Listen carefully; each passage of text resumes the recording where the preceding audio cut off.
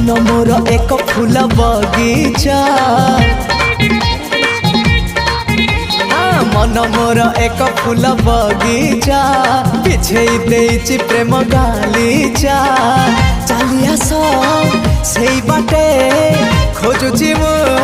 साथी गोटे सुंदरी सुनयना ना ना झुमता ना ना ना आस सुनयना झुमता ना ना ना आस सुनयना झुमता ना ना ना ना आस सुनयना झुमता ना ना ना आस सुनयना।